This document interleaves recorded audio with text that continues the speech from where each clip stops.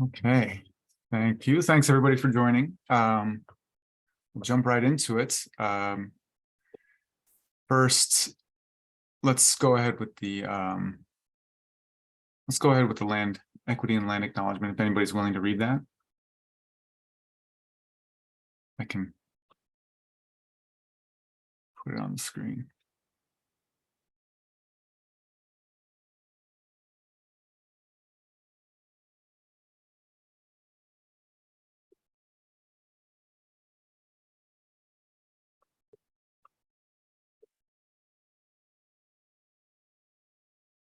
I can read it. Thanks, Kai. We, as the Bicycle and Pedestrian Advisory Commission, want to begin this meeting by affirming BPAC's commitment to equity and racial justice. We would like to acknowledge that this meeting is being held on lands that have served as a home for diverse Indigenous communities long before current governments were established here. We pay our respects to the elders and members of these communities, both past and present, and recognize the harms of genocide and colonialism. We will make a conscious effort to reflect on the following questions as we advance through our business and contemplate changes in our community. And we recognize that achieving equity requires our commitment to an ongoing process. How can we seek to repair harm with our work and not erase history? How does our work impact the vulnerability and safety of people who hold many intersecting marginalized identities, including Black, Indigenous, and people of color, BIPOC, people with disabilities, and lesbian, gay, bisexual, transgender, queer, and questioning LGBTQ+ people?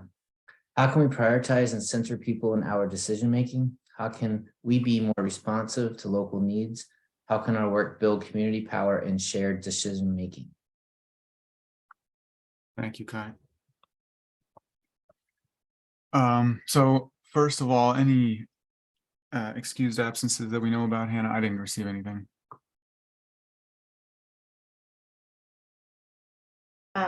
And then Heidi will not be attending as well. Okay. Great. What I think we'll do, we have Stephen who's joined us here to present on Durham One Call. Thanks for joining, Stephen. Maybe we'll go through and just give a quick introduction of each of us, sort of our role on BPAC, and just do that in voice. And I'll call on each of us, and I'll start first. My name is Dennis Idemir. I'm the new chair as of January, and I've been on BPAC since 2021. Michael Mormon.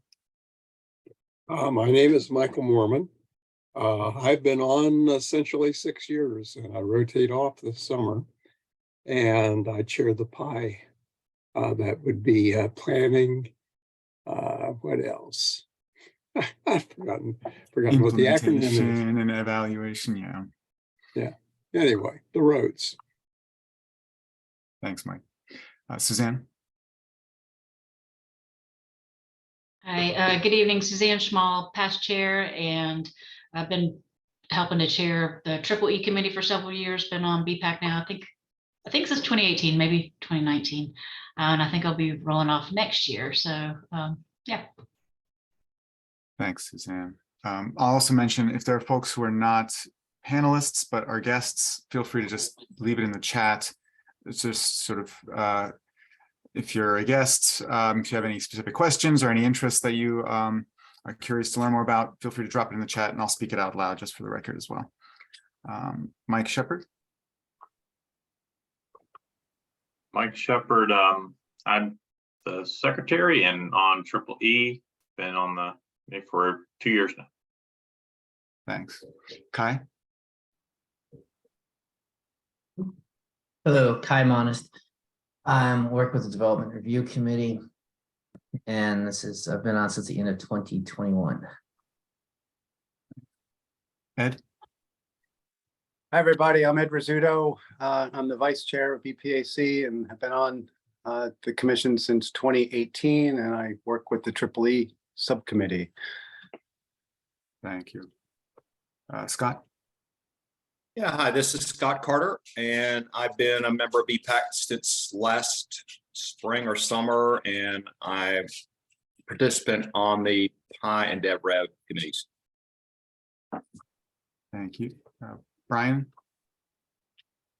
Brian Hawkins, BPAC member since August of last year, participant on DevRev and Pi. Thank you. Tyler? Tyler Dewey, Duke Liaison, also a Triple E member. I've been a participant. I've been on the council for about over 2 years now. Thank you. Landon? Landon Balcom, member of BPAC since August of last year. Thank you. And Dan?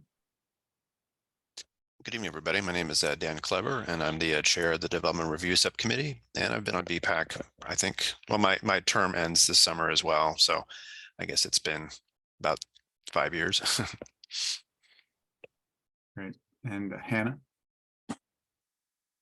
Hi, everyone. I work with the city of Durham. I'm the staff liaison for BPAC, and I've been in this role since January.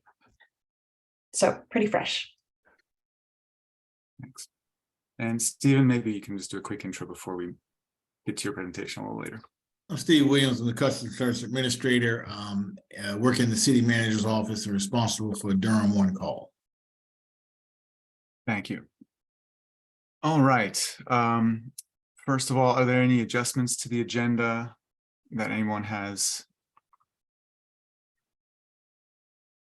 I think I'll probably, I think we'll review in old business. We'll go over a little bit of what we talked about during the retreat. So maybe I'll add that as an adjustment to the agenda, but that's time allowing. So not urgent. All right, Javier just joined. Maybe Javier, you want to we're just saying our names and our roles, if you don't mind quickly introducing yourself. Yeah, good evening, everyone. I'm Javier Caballero. I am your Durham City Council liaison.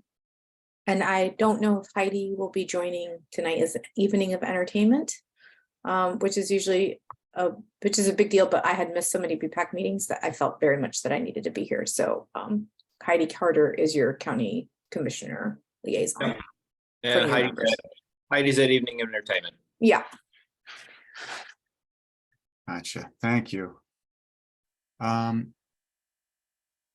So yeah, let's move to the January meetings. There's a question that I'll read out loud here in the public comments section in a moment. But first, any adjustments to the minutes from last month's meeting, January? If not, please, someone could move to approve those. This is it. I'll move to approve the minutes from January. I second. Thanks, Kai. Thanks, Ed.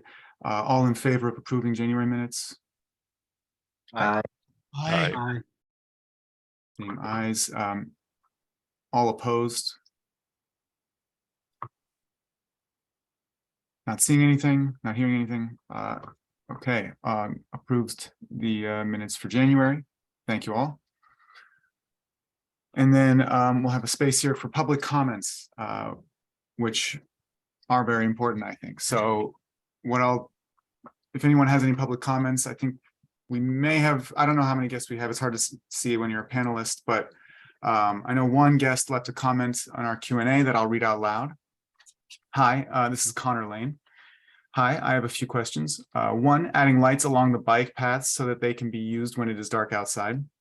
Two, moving the telephone pole in the middle of the sidewalk of the Stadium Drive Trail at the Broad Street intersection. Three, moving or adding a pedestrian crossing signal to the Northgate Park side of the Ellerby Creek Trail, Club Boulevard and Glendale Avenue intersection to allow for people to cross the road diagonally. Four, adding crossing signals to more bike trail and road crossings. Five, paving over the small gravel section and removing the 90-degree turn at the intersection of the South Ellerby Creek Trail and Green Street. And six, removing 90-degree turns on the Ellerby Creek Trail and road intersections. And one other comment from Connor, also repaving the South Ellerby Creek Trail at the downtown end. I'll say these are great points. I appreciate you bringing them up, Connor. I also, just taking the first one off the top of my head. Yeah, I'm waiting patiently for the day that we get lights on some of these paths. I think it'll make a whole world of difference for a lot of users and sort of enable a new type of utility for those pathways and trails. That's my opinion there as well. These are some good points. I'll give a moment if anyone has anything that they'd like to comment on these.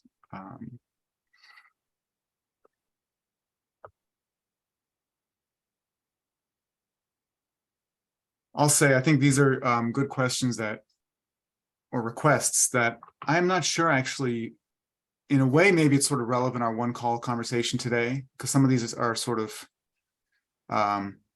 spot fixes. Some of these are more systematic, maybe more infrastructural changes that I'd like for us to kind of be able to definitely direct people to the right place to go for spot fixes, like paving over the gravel section at a turn, right?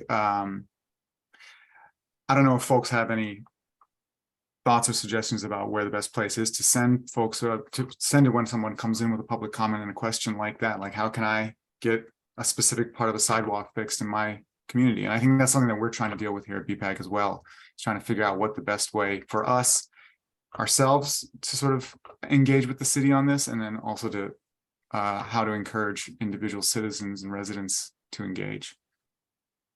So two suggestions. One might be to get this list to Lindsay Smart, since she oversees trails and Parks and Rec. And second, it could be brought to our committee, the Plan Implementation and Evaluation Committee. And then, that might be able to be turned into a letter or some kind of action back to either Lindsay or General Services or somewhere. So I think maybe working through both of those paths might be a good idea. Yeah, Connor mentions here that Parks and Rec directed them to this meeting, directed Connor to this meeting. So that is, yeah, Connor, it's a great, I think there is a chance sometimes people get kind of bucked around a little bit. Definitely coming to our subcommittee meeting would be a great, I think, thing, and not to pass the buck to another meeting, of course, but during the PI, Plan Implementation and Evaluation Subcommittee, which is the first Thursday of every month at 6:30 p.m. That is where we actually talk directly with city employees and sort of get down to writing letters and actually doing the work to make these sort of changes. Suzanne, you got something? Yeah, I was also just wondering if Brian might be able to help on some of these. I mean, he's mentioned gathering some of these lists of places that need some attention and at least sharing them on the various MPO listservs and things like that. So I don't know if that's another option as well. Yeah, that's a great point, actually. And I think Hannah can maybe speak a little bit to this, but I'll drop in Brian's email in the chat here if that's something that folks, yeah, go ahead. If Connor, if you would put in your email and I can follow up with you regarding some of these questions, because I think DPR, they do know several of those. And so I can connect you with the correct person. It sounds like I guess Parks and Recs directed him to this meeting, so that's what his last comment says.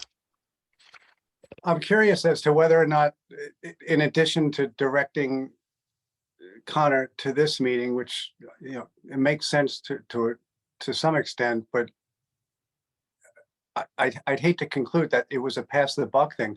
I'm curious as to whether or not they also said that they might follow up on some things or gave more of a substantive answer than just referring Connor to this meeting, because it certainly is a Parks and Rec issue.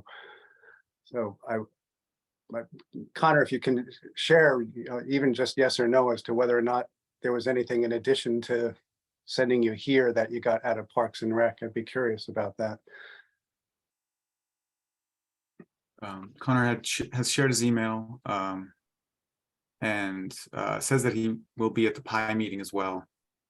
I'll see if he responds to the to your question here, Dale. Oh, okay, yeah, I think there was some, I think, more substantive response. He says there was, but not for most of these questions. So I guess for some, but not for most. Okay. And we might also consider on funneling, sharing this with DOST as well. And not as a pass the buck thing, but just bringing it to the attention of as many people who have an interest in this or a stake in this as possible. Yeah, that's a good point. If you're just the open space and trails commission, Connor is another one that just to get more sort of ears, you might want to try them as well, but definitely coming to the pie is a good step. And yeah, I don't mean to sort of imply that anybody's passing the buck, but I think it's sort of not always certain, even within us, sometimes what the best pathway is to sort of log and do most effectively register these requests. So Connor, I appreciate you coming and pushing on this. Any other comments on this set of questions?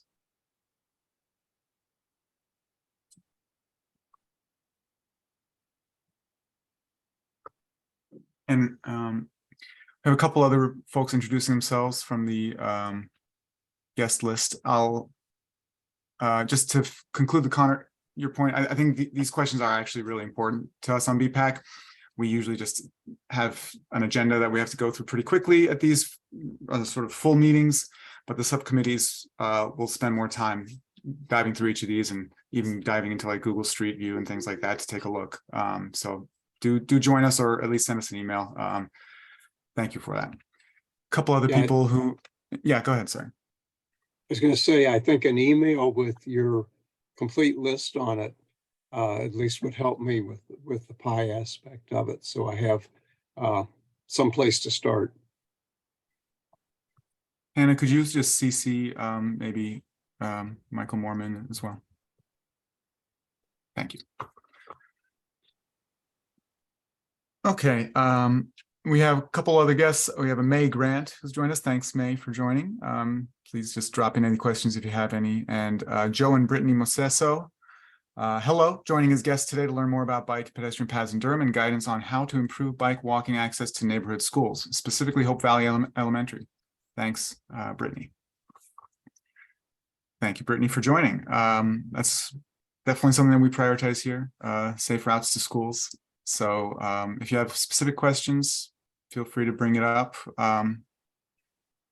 And I'll leave it to folks if they have, feel free to type answers or thoughts regarding specifically Hope Valley Elementary if folks have any. Okay. Can I just one answer to these? First off, like, I'm very happy y'all are you guys have joined us. But I think, you know, these are great big problems. The city has and the county have a lot of big problems, and we actually could use help if you want to join us. So come to the committees, please, and come join us so we can work on these issues together. Yeah, that's exactly right. We're looking for people to sort of pinpoint problems and to be a stakeholder that can kind of that have the passion that you all do to come to this meeting on your own time and take the and help find the solutions with us, because I think it is kind of a much better when we have people who are personally invested in these problems to sort of push through and make change happen. So we appreciate that. Any other public comments before we move on? Thanks. Connor says thanks, and Brittany also says she doesn't know how to get off mute, but would love to join as well. I think you got me off mute. Thank you. Oh, okay, there you are. Okay, great. Thank you very much. It's something that, you know, we would love to take on or work more towards, even just like small things, laying it out. I've already like pulled up maps and stuff of ways that I think that, you know, the specific district for Hope Valley, you know, most of this roads are off little cul-de-sacs and there's not a lot of good safe walking ways, but it's definitely something we're passionate about and would love to join more. And, you know, I can walk things and look up paths, and I don't even really know where to start, but it's something that we wanted to learn more about and learn from you guys of what are some good ways of working towards that goal. Yeah, I think one thing that the PI committee has been looking into is, and something that Brian at the city has been interested in is, kind of more neighborhood connections, like where can you find easements and connections between cul-de-sacs or just, and I know that the Hope Valley Elementary, there's some possibilities there where you can get some cut throughs in from local streets. Sidewalks are a perennial issue, and it's a long process to get those on the ground, especially if it's state roads. But there may be some possibilities for working with just neighborhood connections and using like short easements and stuff like that. So I guess Mike, this is probably something that one of the future PI meetings is something that we can maybe ask Brian to attend and discuss. Yes, I think if you'd like to come to our PI meeting and tell us what you found out so far in terms of just looking at where the students get, where they start from. We know where they end up, but what we need to have connected and ideas you have for connecting them. And Brittany, I'll add, yeah, you don't have to do anything, just having another set of eyes in the area, sort of observing, it's always great. Yeah, for sure. And I know I already spoke to somebody at the city last year, and we kind of dove into the maps of where are their easements, where are their potential utility right of ways versus private property. So I have, at least in kind of the area between Dixon and Hope Valley Road, I have an idea of things that are and aren't accessible, but they're not really formalized. But yeah, that would be great. Brittany, do you mind, maybe you could share your email and we could just make sure that you're invited as well. That'd be great. Thank you. Thank Thanks you. for the time. Of course. All right. Any other public comments? Okay. I'd like to hand it off to Steve Williams here. Thank you so much for joining. And we talked about Durham One Call a little bit in our subcommittee meetings, and it's so glad that you could come on such sort of short notice for us to give a presentation and give us an overview. I think a lot of us have an idea of how it works, but don't know much about the details. We're happy to hear whatever you have for us today. Thank you. I'll hand it to you. All right, thank you. Good evening. And I was listening intently at your conversation and trying to think of some solutions that are not permanent that might help. But I want to, maybe I'll get more into questions. So I'm going to share my screen and talk about Durham One Call and what we do and how we do it. And it may help many on this call to know exactly what Durham One Call is there for. We are a service organization as part of the city of Durham, but we do much more than that. So I'm going to share my screen. Hope I get this right. Everyone can tell me if they can see my screen. I'll wait. Yep, we see your screen. All right. I'll give it a couple of seconds because sometimes it comes in slower for others than. Sure. If anyone can't see, will they let us know? Otherwise, I'll go ahead and get started.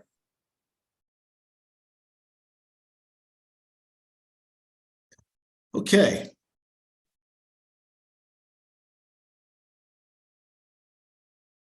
Durham One Call. Our mission is to serve the community through outstanding customer service.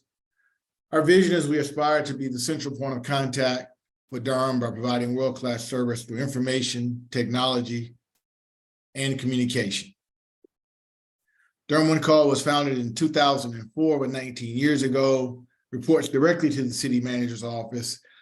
We do about 16,000 transactions monthly. That is phones, that is phone calls, that is service requests, and other ways and means that we are able to connect with the public in order to service our, I call them customers, to service our residents. We are a 24/7 operation. Our phones in the lobby is open from 8 a.m. to 5 p.m. Monday through Friday. But we also have the app, web, text, and email that can be accessed 24 hours a day, 7 days a week. The organizational chart, there's the city manager, there's deputy city manager, Bertha Johnson, who has the operations portfolio. I am the customer service administrator. I report to Bertha Johnson. I have an administrative coordinator whose job is training and analytics and reporting. She has one administrative technician that reports to her.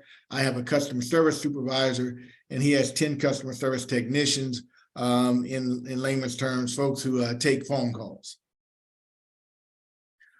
We provide the following services. We provide requests for city services.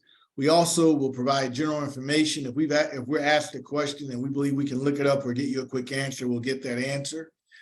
We provide assistance in the lobby. If someone comes to City Hall and says they need assistance and they would prefer to get it in person, we can do that. We have translation services. We can physically translate over 240 plus languages through a vendor, a service that we use called the Language Line. And then I am charged with escalated complaint management, that being calls that are folks who visit City Hall that want to see the mayor or the city manager. We do not deny anyone access to the mayor or city manager. What we have found is it is much faster when I get the issue to try to work it through the right folks in the appropriate departments throughout the city, because part of what Durham One Call does is we support, other than police and fire, we support 27 departments, and we even can answer questions about police and fire as far as basic, frequently asked questions go. If it's 911 or emergency related or requires police or fire presence, then we of course defer to the police or fire department. So here are the many communications platforms that a resident can use in order to connect with Durham One Call. We have online through our free app that is on both Android and Apple. We have durhamnc.gov. We have a Durham One Call. Matter of fact, when you go to our homepage, you'll see up in the very top right-hand corner a yellow button that says that you can literally do a request. You can fulfill a request or submit a request to Durham One Call. We also have TextMyGov. TextMyGov is something that we implemented in July of last year, where you can literally go on your phone. Once you put the number in and put it in as Durham One Call, you can ask it a question. It will come back with an answer. In many cases, it will actually drive you to a link to allow you to fulfill a request or to get a service that you require. And that's we have over 175 different unique answers in there right now. Everything from potholes to new water service, to how to contact a member of the city, to how to, you can literally type in the mayor and you'll get information about the mayor and contact information. We have the phone 919-560-1200, which is the traditional Durham One Call number. You can come to Durham, to the city of Durham, to City Hall at 101 City Hall Plaza. One Call, to include my office, is on the first floor. As you come into the lobby, it's right over to the left of the lobby door. And then we have an email that we don't use as much because folks have chosen to use other means, but it's ear-doc@durhamnc.gov. So we have a total of 1, 2, 3, we have 6 different channels. The only channel we don't have at this point is chat, and we continue to look at that, but that is the only channel that we don't have currently is chat. We have all the other channels are there. We have metrics that we measure and monitor ourselves by so we can provide a good customer experience. We look at wait time, the time between call and connecting with the customer service technician, which our goal is to be less than 60 seconds. We currently hit less than 30 seconds. Our abandonment rate, the number of calls that actually hang up because the resident says, I can't wait any longer, I'm hanging up. Our goal is 8%. We actually are hitting 3%. Transfer rate, percentage of calls that we have what we call first call resolution. That is the percentage of calls that we handle and don't have to transfer or move you to someone else.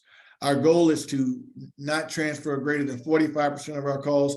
We currently transfer 35% of our calls, primarily driven by our expertise is where we transfer calls. If it requires some sort of expertise, a level of expertise within the city, that is typically when we transfer a call. Taking away that expertise, we handle probably 90+% of the calls that we get on the first call.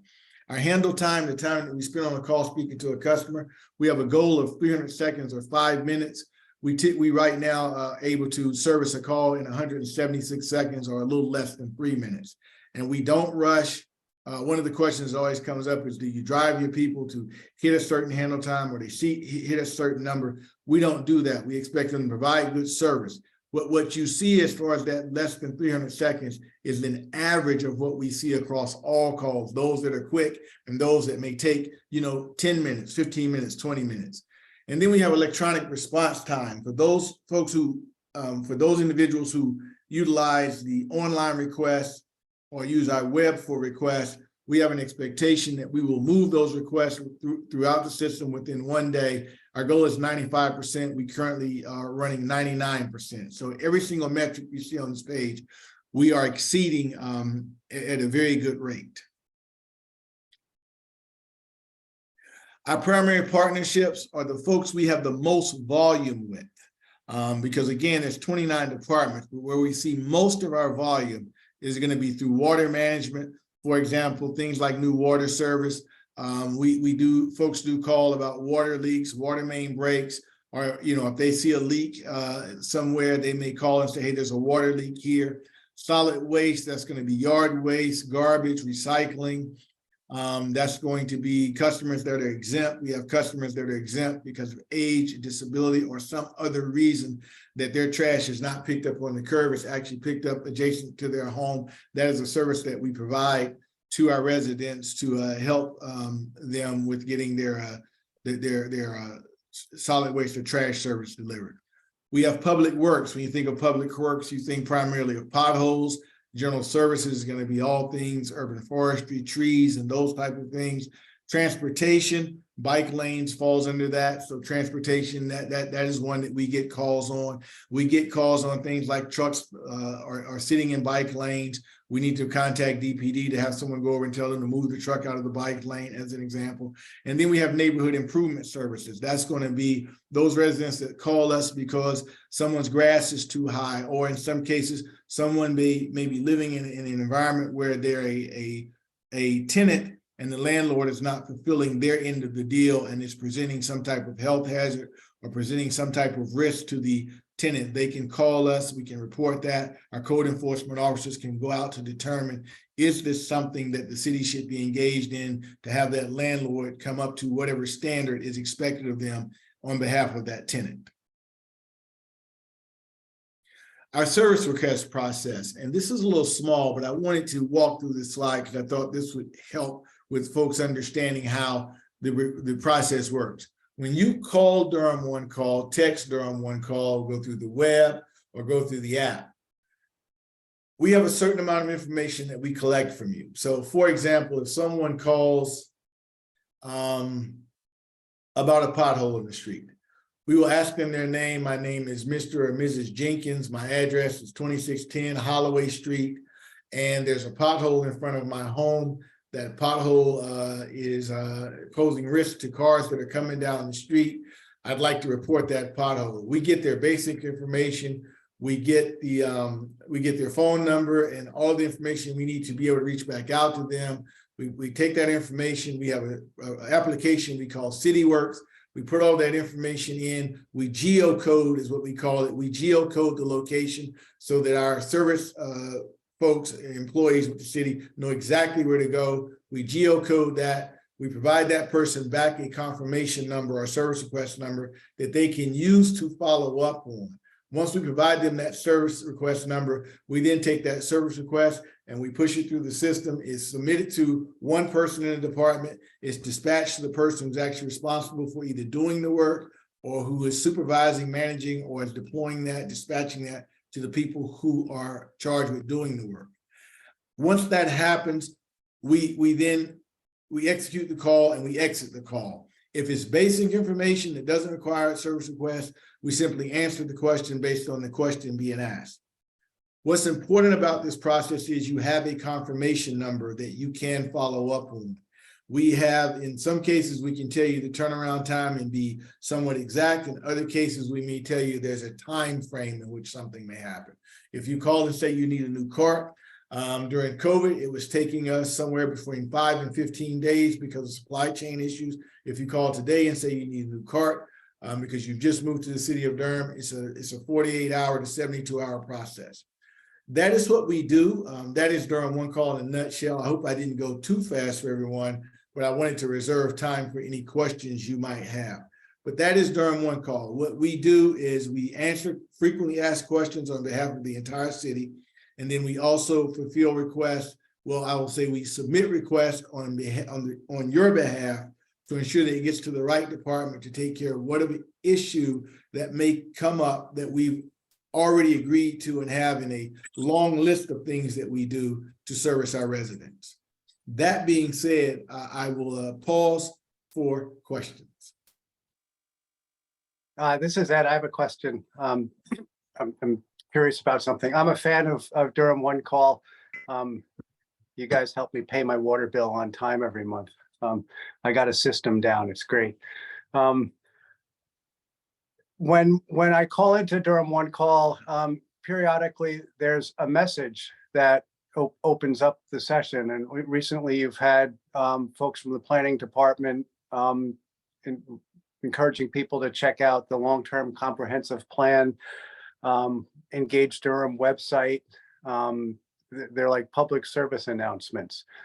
And in one of our committee meetings last week with this group, we tossed around the idea of getting information out about the Bicycle Pedestrian Advisory Commission and how people can maybe bring to our attention issues such as our guest earlier did, some just concerns about pedestrian and bicycle issues. How does an agency or commission get space on Durham One Call for that introductory message that greets people? You can reach out to me. We can talk about it, understand what the message is. And then I, of course, communicate up through my boss to say, hey, we have a recommendation from the BPAC committee. They'd like to put a public service message out there. How long would you like to put it out there? Because we only can do basically one at a time, because one of the things we don't want to do for anyone who calls in is have too many messages, because people will hang up on us and call us back, because it has to be quick, it has to be efficient, and it has to get the message across pretty quickly. But if it is something that we internally to the city believe is something we should do, we're more than happy to do it. So I just need to know the context of the message, what the message is, talk to the communications department, talk to my boss, and make sure that there are individuals within the city who think, yeah, this is a good idea. And I'm not saying it's not a good idea. I think it's a great idea. It's just a matter of talking to me and what is the message? How long do you want to run the message? And can we do it in a way that's that meets what you're trying to accomplish? Okay, I appreciate that. We'll toss it around some more amongst ourselves, the EEE committee, and follow up with you. Thanks so much. I'll follow up with that, actually. Just curious, do you have, thank you for the presentation, Stephen. Very, very interesting and learned a lot. Just to Ed's question though, do you, as you direct calls to different sort of categories, maybe is there a way to have, maybe in the app if it's not, or on the website if it's not easy to take sort of time on a phone call, but a way to, if someone is making a sidewalk repair request, maybe BPAC could be something that is mentioned there, or a contact of the Durham Transportation Department. Is there sort of a way to, based on the type of request that's being submitted, to give more information for where they could find other ways to engage? Or is that in the scope of what we're talking about here? But Durham One Call, the answer would be, when I look at the average resident, when they report something, and I know exactly what you're saying. I want to make sure I pronounce your first name correct. Is that Denise? Is that correct? Denise? Yeah, Dennis works. Dennis. Great, yeah. Dennis. So Dennis, so using the example of somebody reports a pothole and it's in the middle of a bike lane, for example, are you saying you would want to know about that? I think what I'm saying is it might be useful to provide, like to mention, for example, that BPAC is another place that they can come, especially for things that may not be serviceable kind of in an individual, like some of these questions, sometimes I assume you get questions that are like, can you put lights on the American Tobacco Trail, right? And maybe that's something that's not in the scope of what One Call can help implement, at least in a reasonable time frame, but that is something that you could say, you should go to BPAC and talk to them. Maybe there's some way to kind of help triage some of the complaints that come to one call if one call isn't scoped to handle them, or maybe you are sort of able to sort of manage different types of infrastructure requests or service requests yourselves, and you don't necessarily need to be handing it off to other groups. So that's just sort of my question, is kind of in that vein of, if you received a complaint that you maybe it was a long time frame, but you could of when that would be serviced, but you could say you should also go to the BPAC meeting and advocate for your issue there as well. Well, and Hannah and I talked about this last week, and one of the things that I shared with Hannah when we talked about this, I was given the heads up of what we might discuss. One of the things that I need to follow up on is, do we have a place, or because we have, with just about every department, do we have a place that if a resident was to call and they wanted to report something, it may be something that this committee wants to know, but is there a place where someone can call it? Because my concern is, someone calls you, Dennis, and they report 20 different things. They may sound like they fall under this committee, but what if it's just a street repair that really needs to happen? Well, you may have that information. I don't have it, so I haven't created a service request. And to the extent I've not created a service request, the department that would handle that may not know about it. Mm-hmm. So it's always good to call Durham One Call, because I don't really hear that as a suggestion. I hear that as there is something wrong that is impeding my ability to do what I do, which is, I believe, ride a bike safely and, ride it without worrying about risk to me of running over a pothole or an indenture, or, there's trash all in the lane. I think that's something that can be reported to One Call. I don't know that we've classified it in such a way that is strictly related to this committee, but more related to just keeping Durham clean and keeping Durham safe. It just happens to be in that bike lane. So I would say that should be reported. Now, I heard you mention earlier about street lights. Now, that's something I'd have to go and do some homework around, because I don't know that falls into something that, one of the things I have to be careful of with One Call is, when we get a request, we turn that request into the appropriate department based on, we have something that says that is a legitimate request that can be acted upon. In the case of streetlights, I don't know that might be outside of the scope of One Call, because that could be on someone's master plan to do, but it's not in place yet to where we can put a request in.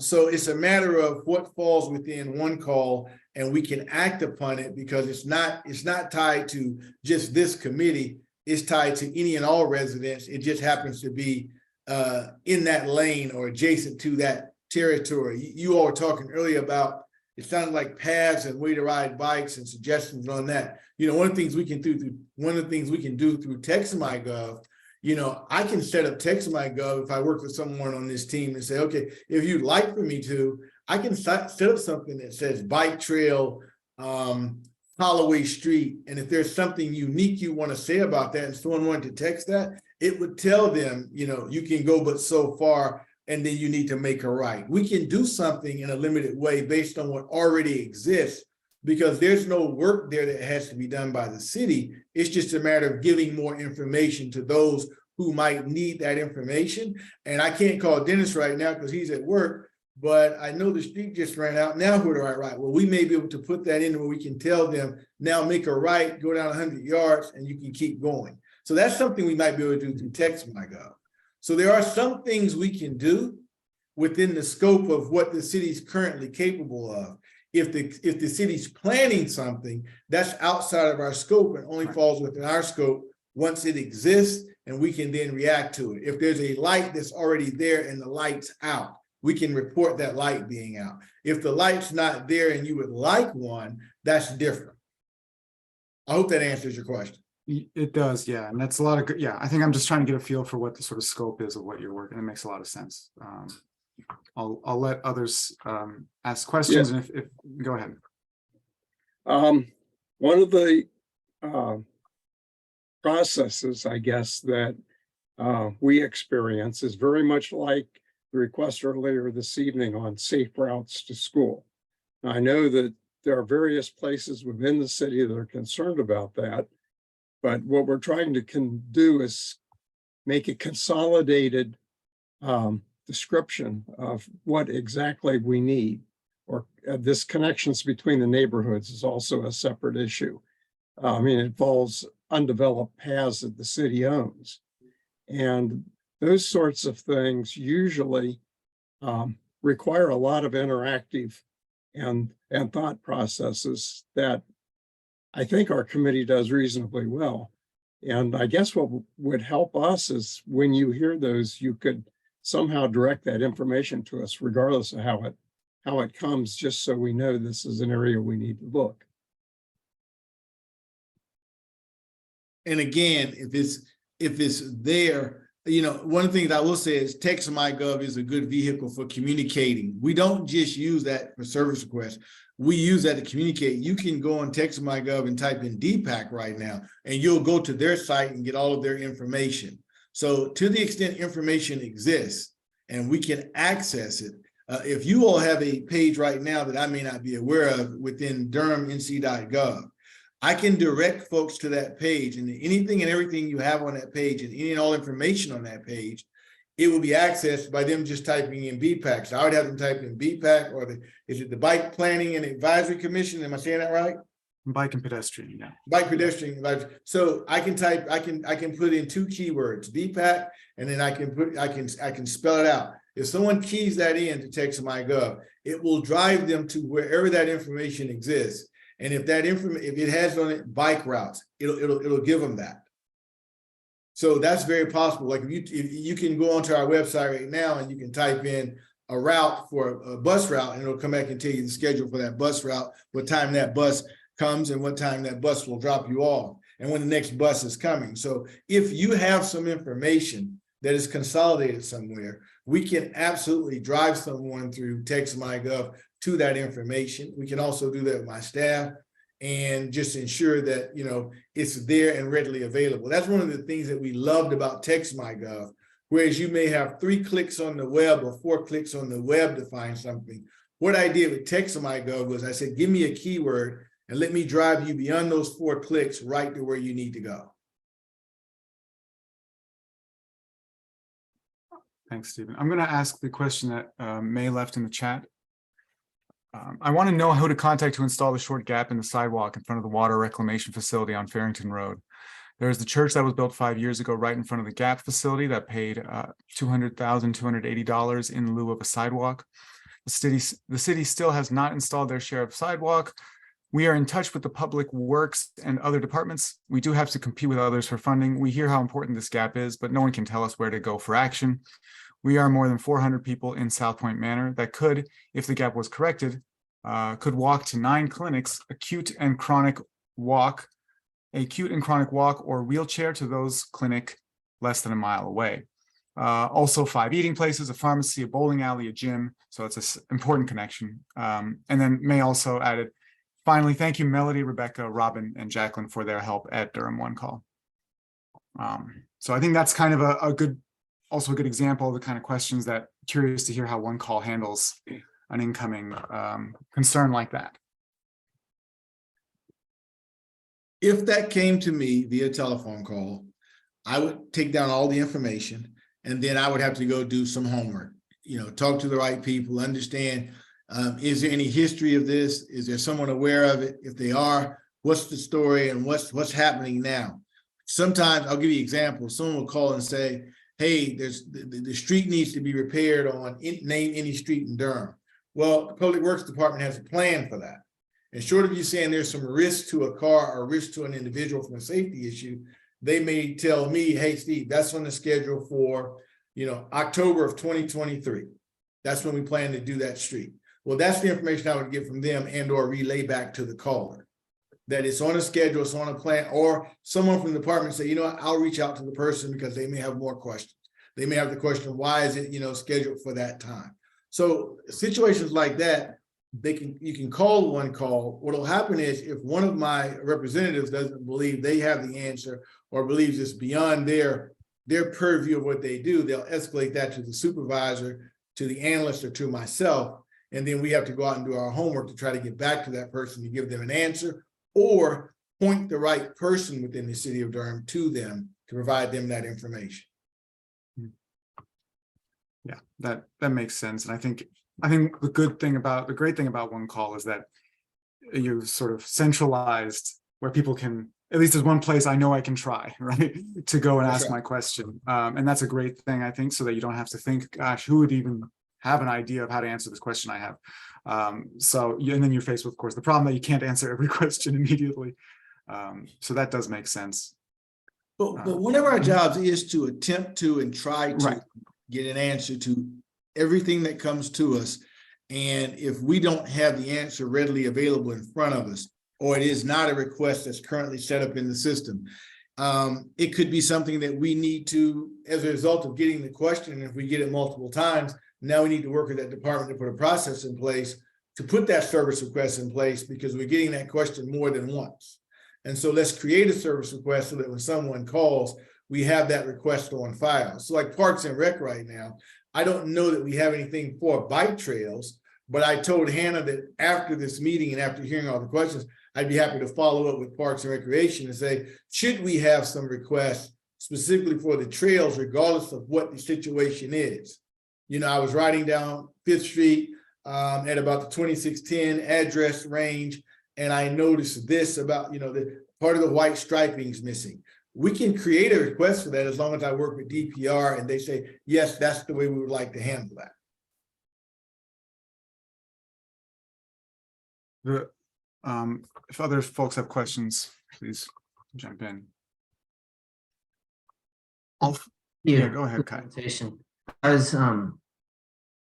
so do you have like an individual contact at each one of the city departments, or is it you might have multiple contacts depending on what the issue is? Multiple contacts. I reach out to the person who can most likely get the situation resolved. Yeah. It has no level to it. It's very seldom I have to go to, I very seldom have to go to the city manager's office because I'm in the city manager's office. And the expectation of me is to reach out to the director, the assistant director, or the person who I know is responsible for that. There are times when I may call someone who's not, high in the food chain, but for that issue, they're the person you go to. And they know how to get to the person that can get it fixed. So I have access to the entire city and all of its assets and individuals to try to get your issue resolved. Wow, that's great. I really appreciate you sharing that with us. I'm going to be using it more. I just wanted to give a big plug for the app. If you take pictures of things and submit it, it makes it go faster. So I don't ever put in anything to Durham One Call because they don't need to hear from me, but my husband certainly does. And that is how we manage that. So, and I know former council member Reese was a big fan of the app and he loved to take pictures and send it into this Durham One Call and often got things fixed really quickly. It was pretty amazing. Because they can see the problem right there, right? You sent a photo, they're not trying to like take a phone call. So big fan of the app. And just shouting out Ideal's comment about her love for Durham One Call as well. And I will share with you, the quickest way to get something handled is through the app, is through text to MyGov. It's so much quicker than talking to us over the phone. Because if you type faster than my folks type, you'll get your issue in and it's in the queue much quicker than if you're talking to my folks, and they're really good. But I agree with the councilwoman that is a good way to go. And also I want to shout out that we do have folks who, several actual employees who speak Spanish and some other languages on site. So there is the language line, but there's also folks who are bilingual. And I know that the city's worked really diligently to have that staffing.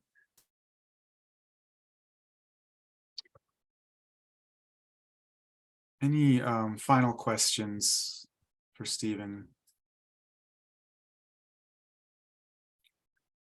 I'll add one thing. Well, we have one question coming in from chat. Aspen says, sometimes it's not about fixing something, but about logging information for future planning or implementation. And would love for Durham One Call to have a process for taking in those things rather than just marking them completed without an actual completion. And Aspen says that they're also a big fan of One Call generally. So just curious about this. I think that's a great point. Is there a sort of, if it's not something to be fixed, but more something to be tracked or to be kind of used as a suggestion for a future plan. Does one call have a capacity for that? So let me answer this very carefully. We're never going to turn away a suggestion, but Durham One Call's intent is not to be a suggestion box. And let me explain why. Because we never want to give the impression that you called me and suggested something to me and you talked to Steve. Well, I talked to Steve and he took it all down. And if I give the wrong impression, you may follow up in 30 days and say, so Steve, have you all purchased all those new, somebody gives me a suggestion, they think everyone should drive a certain type of car. And I take that information down. They call back in 30 days. So how's it going with that project? That's not something we do. But that being said, within the scope of what we already do, if someone gives a suggestion, I absolutely do carry it back to that department. So I'm not saying no to suggestions. I don't want anyone to get the impression that if you make a suggestion, there's going to be an immediate action taken, because sometimes it's bigger than one call. It's bigger. It could have budget implications. It could have decision-making implications. It could affect other things. So we will always take that suggestion. And what I do is, if I get something, for example, that someone calls and they have a suggestion, I think the city council should know this or the mayor should know this. What I do with those is I will take the information down and I will push it to, so Amber Wade is the mayor's assistant. I'll push it to her as an FYI. Hey, we had a call today. This was brought to our attention. Thank you. I'll bring it to the attention of who needs to know. So we will never not take a suggestion. I just don't want to give the impression there's going to be immediate action if that suggestion is bigger than a bread box. Yeah, I think that's a lot of aspects. Follow up to that, I should say, is if Durham One Call isn't the proper place, it would be great to have a separate suggestion for where that would be. And I think that's kind of what some of our questions are getting at too. I think in terms of what Michael Moorman was saying and sort of what BPAC thinks about is how can we sort of, the folks who go to One Call with these sorts of suggestions that maybe can't be fixed, but should be tracked somewhere. Like they're not things to be immediately fixed, but they're things to be tracked. We get those at BPAC as well. And I know the transportation department gets those directly to them as well through emails and other forms. And we kind of are, I know that our subcommittees have talked about this, where we have some concern that we just kind of, there's this soup of comments and suggestions that we don't know where they are or how we can keep track of them, or just so that maybe in 5 years when we're ready for a new comprehensive plan or what have you, it'd be great to see, yeah, actually hundreds of people, thousands of people have requested X street to be improved over the last 5 years. And that's not One Call's responsibility alone, of course, but and I think this is maybe for the discussion with you and Hannah and others afterwards, to say, how can BPAC help? How can, should we direct people to you? You can direct people to us? Should we direct people to other places? Or if there's a way that we can do so? I don't think BPAC is necessarily able to take on a huge amount of public commentary by itself, as we're a volunteer group. But yeah, I think that's the sort of gist of a lot of these questions. And I thank you for sort of addressing it. And I'm going to take that away because it is a very good question, and just try to think about how, from a customer service standpoint, what would One Call do in a situation like that? And if we were taking those suggestions, is there somewhere they're housed? And to the extent it becomes, 100 people have asked about this, then where do I best send that to for someone to look at, to actually comment back, we're aware, we're working on that, or we weren't aware, thanks for bringing that to our attention. So I don't want to tell you no to that. I just want to be very careful in saying, I don't want there to be an expectation that we made a suggestion to One Call, now something's going to happen. Because we can tell you when something's going to happen, and we can tell you when we're going to make sure we push that along to the right people that want to know. Yeah, I appreciate it, Stephen.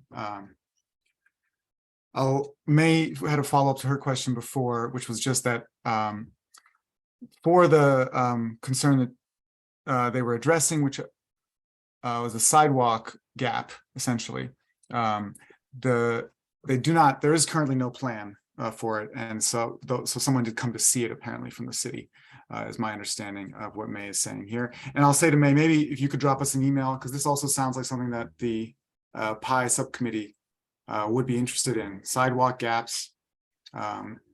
And especially for sections that maybe development DevRev might be interested as well, because I guess this was payment in lieu of building a sidewalk.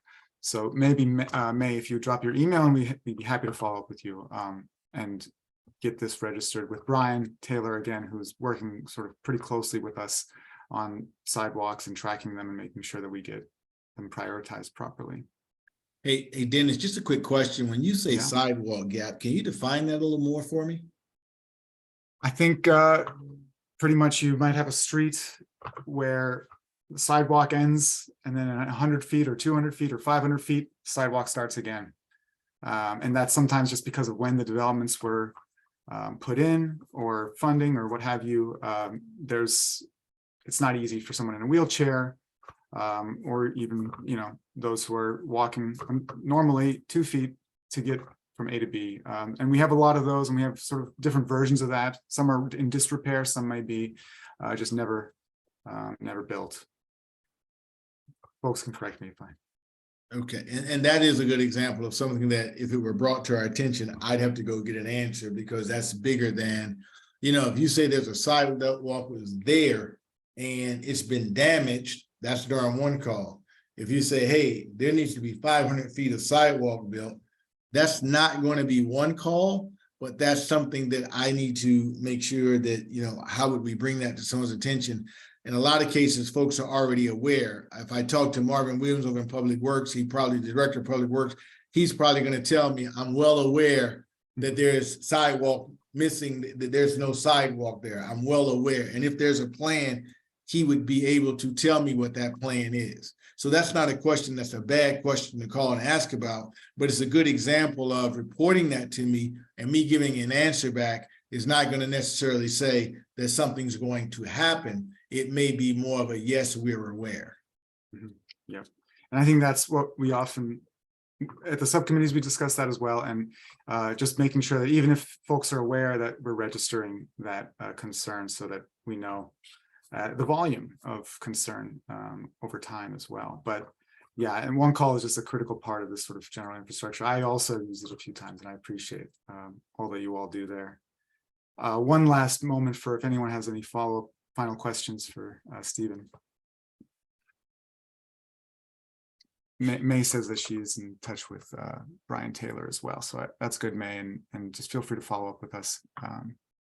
There is a hand up I see in the corner here. Dan? Go for it, Dan.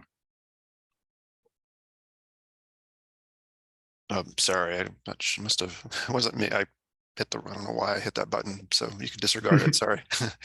Okay, no worries.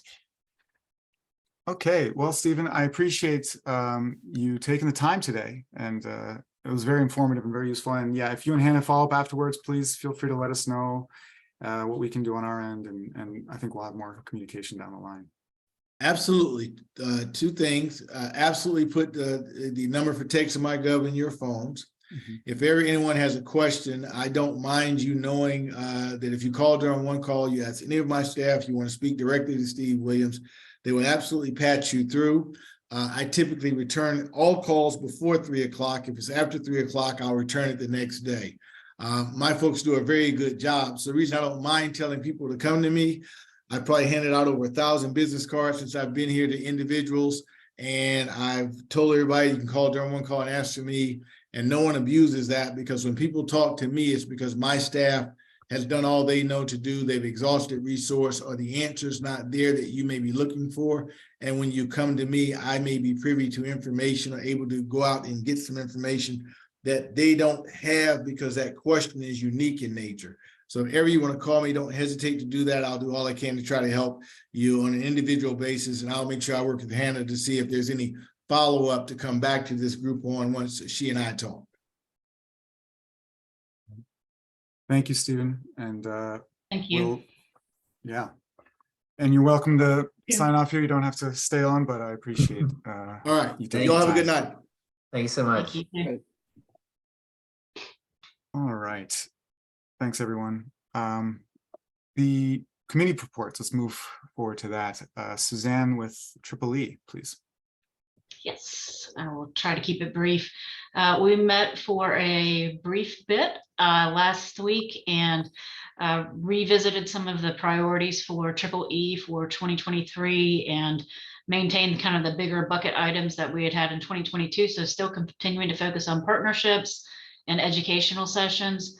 With partnerships, one we talked about was reaching back out to the bike walk manager, disability rights, and Office on Youth, or the Shack, the local Shack, and getting some involvement there as well. And I wanted to bring to this group, as part of one of the partnerships and action items that our group talked about, traffic calming issues have come up quite a bit as part of BPAC the last year. And one of the suggestions was that BPAC could play a role in bringing together partners around or stakeholders around that topic to help kind of facilitate a discussion or a learning session with some of those stakeholders, including like emergency response people, others.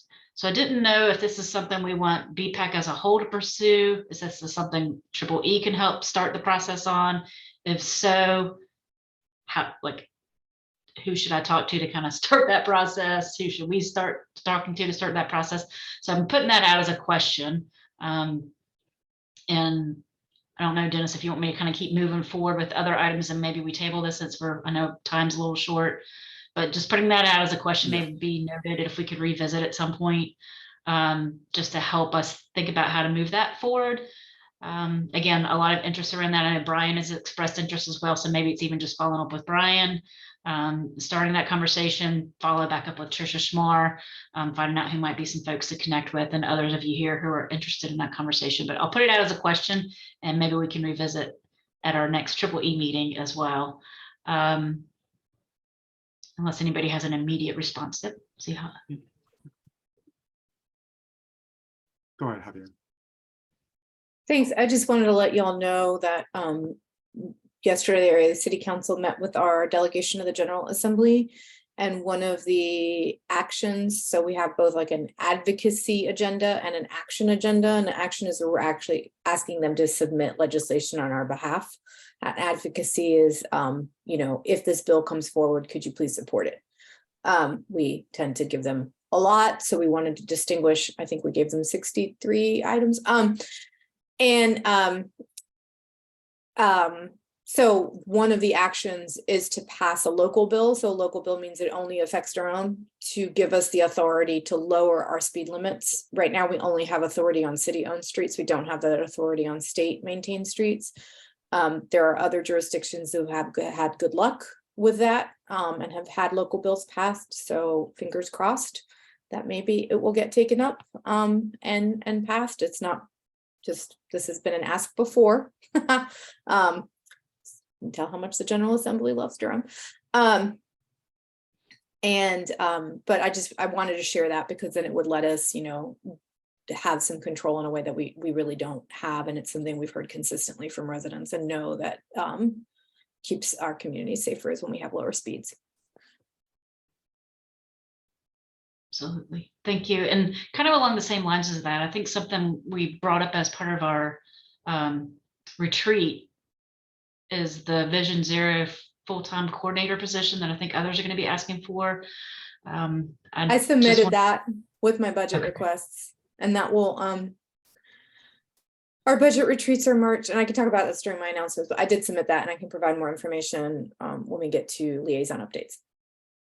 Sounds great. And is there something we as BPAC, if everybody's on board with that, is there something we can do to submit that as a budget request from BPAC as well?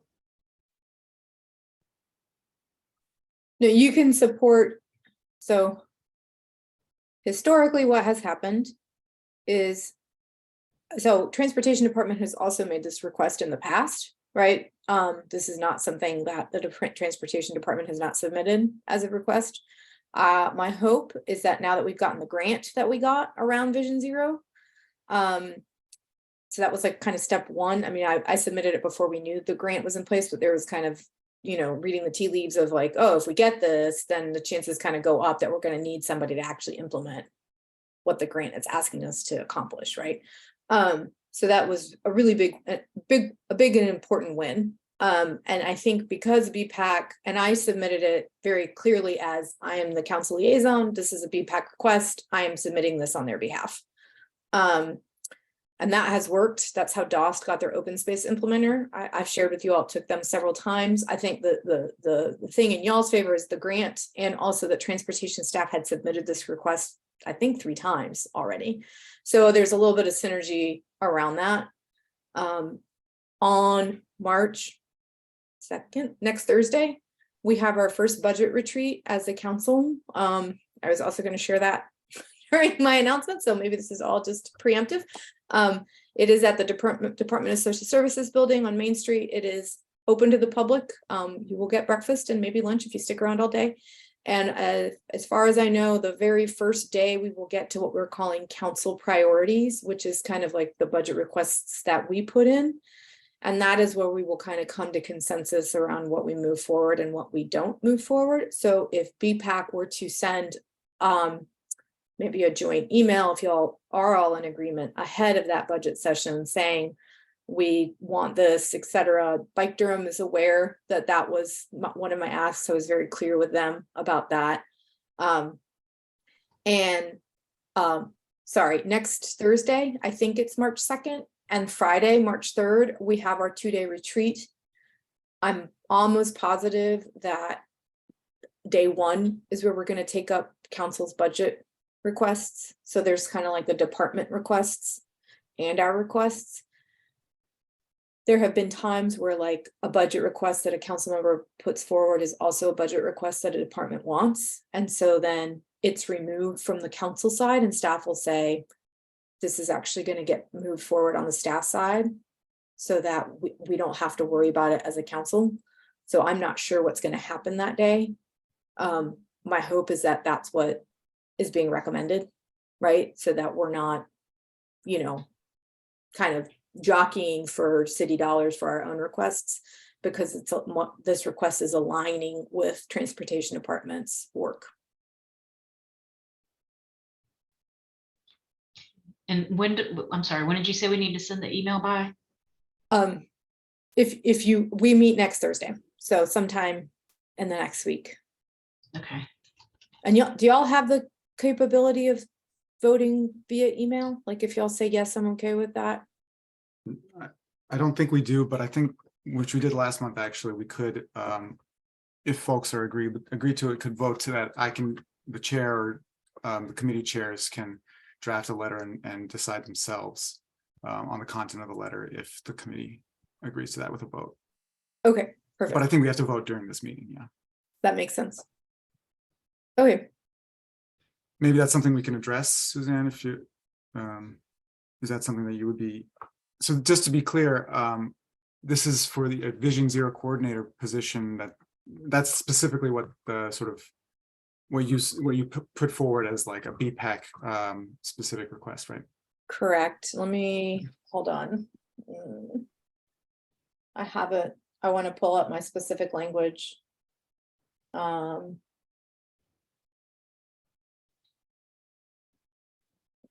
Where's the last one?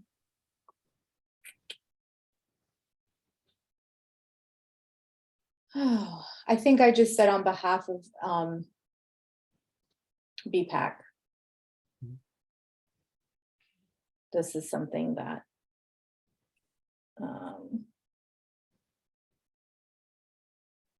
Ideal, which dates? Or I guess the March 2nd is when you're meeting, right? So definitely. yeah, March 2nd is when we're doing kind of part 1. So do I need to put a motion, Dennis? You want me to? Yeah, does anyone have any concerns, I guess, before we, just an opportunity to, before we put it to a vote. But yeah, otherwise, yeah, feel free, I guess, to put it to a motion, Suzanne, if you're able, yeah. I motion that we develop a supportive email, I guess, of echoing Javier's request on behalf of BPAC for a Vision Zero full-time coordinator position to help with that work. I think that email would come from, I'm not sure I understood that, Dennis. Would it come from a committee, or you're saying you would be able to send it on behalf of BPAC? I think I can send it on behalf of BPAC, Okay. but we can choose who reviews it. Could be the committees or just me. Do you want me to, I found the attachment. I apologize. Do you all want me to read what I said? Like, it's called the business case for this request. It was pretty straightforward. I just said, as the council liaison to BPAC, I'm submitting this request on their behalf. And because of broader advocacy in Durham's bike/ped/multimodal transit community, the COD adopted Vision Zero in 2017, as with many other initiatives, has not been able to effectively implement or reach the goals in Vision Zero. There have been limitations with staff capacity along with other barriers. As traffic deaths have continued to increase, many residents are calling on the city to make impactful commitments to meet our goals. A Vision Zero coordinator is one important piece in improving our outcomes and keeping Durham residents safe. That's good. And I apologize, like, I missed y'all's December and January meeting, so I just remember that from earlier conversations, and I had shared that, I think probably November, that I made that I would do it, so I felt like I should. Oh, that's great. Thank you for submitting that. Yeah. Yeah, I think that gives us definitely some good language to include as part of the email. Are I folks can okay then with that motion? forward that. Do you all want me to forward the attachment? That would be helpful. Yeah, perfect. I think we have a I motion motion from that we submit Suzanne. an email. Can I get a second? I second. A second. I heard Tyler first. Thanks, Tyler. All in favor of the email, so moved. Aye. Aye. Aye. All opposed? Not hearing, not seeing anything. All right, so approved. I'll wait for Javier to send that email with the attachment and make sure that by the end of this week, we've written a to the point letter of support. Sounds great. Thank you. Thanks, Suzanne. Yeah, thank you. Sorry, and the only other thing I had for Triple E is some educational sessions, and I'll leave all of it until our next meeting except for one, and that is Jacopo reached out about an upcoming school bike school event at Fayetteville Elementary this Saturday from 9 to 1. I'm not able to attend, unfortunately, so I mentioned that I bring it to this group and just see if there's anybody who's interested. It's again this Saturday at Fayetteville Elementary from like 9 is when they'd start setup and ends at 1. Fortunately, I can't make this Saturday, but okay. Not hearing anybody's available. If you are, just email me. If not, I'll just let Jacopo know that unfortunately we can't help with this one, but keep us informed of upcoming ones.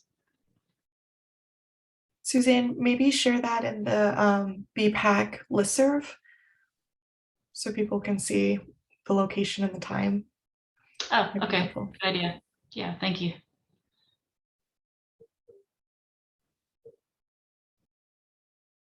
all right. Thanks, Suzanne. Anything else for Triple E? Okay. We'll move to development review with Dan. Good evening, everybody. I'll just kind of walk through what we talked about last month, keep it kind of short, and because in the interest of time. From the development review angle, we went back to look at the comprehensive plan update, specifically the new action items, started looking at those and just discussing them. We'll look at those again at our meeting next month so that we can provide, I guess, just some commentary back in our March meeting of BPAC. So that's on our plate for our subcommittee meeting in March, early March. The other thing we did is we looked at the development plan at Avinson Farms, which is on Fayetteville Road near Chancellor's Ridge, and provided some comments there for that development plan. Talked about our 2023 committee goals and structure, and then kind of also talked about this new change for text-only development plans. Just long story short, I guess what a development plan is, for those who don't know, is if an applicant needs to rezone their property to build something, like they want to put apartments in, but it's zoned for rural residential, they have to say, ask the city or the county, can we please rezone this to allow me to put in apartments? And a lot of times they'll have to provide a development plan to go along with that, which just kind of shows like, this is what I'm going to do, and like a little map. Gives you a better idea of what they're proposing to do. They had been doing what's called text only ones, which doesn't really have a map, and BPAC wasn't really able to provide commentary on those, but that may be changing in the near future. So we'll keep an eye on that. And those are pretty much the things that we covered at our committee meeting last month, or actually it was still this month. And the other thing was from the retreat is that I think we were going to start showing people how to go into box.com and grab these development plans. I think Hannah, I guess we were going to follow up with Dale when he gets back from vacation to kind of walk us through that. Yes, I got some more training on it this week, so okay. I should be good, but we can touch base to make sure we're on the same page. Okay, good. And then, yeah, just to, I guess, to show people where to go to find the development plans. Also, we get emails from the planning department saying, hey, here's a new development plan. And just, I mean, one of our goals, I think, is for this year is to make some changes to the Unified Development Ordinance, and maybe other plans and policies to maybe solidify the things that we keep asking for, to make it kind of more of an ordinance thing. And that's one cool thing about the draft actions of the new comp plan that we've seen. There are some items in there that say, well, you need to do this, you need to do that. So that'll give us more ammunition when we want to go to the to get some of these things in the Unified Development Ordinance. But anyway, I think that was it from the development review. Anyone else that was there? Did I miss anything? We did talk a little bit about the possibility of having someone take some of your burden actually and look at the plans for a given month and say, these are ones that we think ought to be looked at. Yeah, and that was part of getting the training on the box.com, just so that we, when more people can go in there and look at it, and just kind of train them on how to go through and find which ones are applicable that we can make comments on. So yeah, definitely that, because Mike and I are transitioning out of the BPAC this year, and my workload is getting insane. So I have less and less time. So it's imperative that we start training people on how to do that. Brian was our first volunteer in that regard. Yes. Thanks, Dan. Hopefully not only. No, certainly not. I'll be there with you, Brian. That's all for me. Thanks, Dan. Michael, Norman? Okay, the first meeting, we actually spent a lot of time talking about the commuter rail feasibility study that has gone out. To give a quick summary, it seems that the big problem is competition with all of the other stuff on the rail. And it looks like the capacity of any commuter rail is going to be somewhat limited, and probably not sufficient, in my opinion, at least, to meet the needs. So if you have any influence on the railroad, see if you can get them to build a bypass around Durham.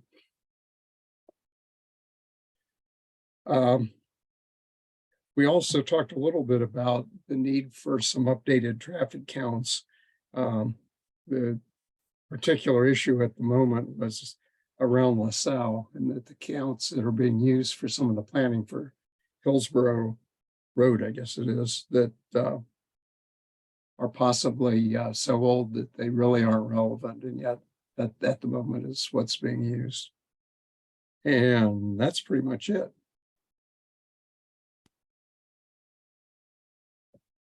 Thank you, Michael. So we'll move to the liaisons. Yeah, Javier, I think you gave some of your update. Do you have anything else you'd like to let us know? Yeah, that was kind of my big update. And I've read through your minutes, or I guess your minutes, I don't know what they are for the retreat, but the notes from the retreat. And I think the only other thing I wanted to mention is, we are having those budget retreats. And the conversation around an infrastructure bond will also be happening on March 2nd.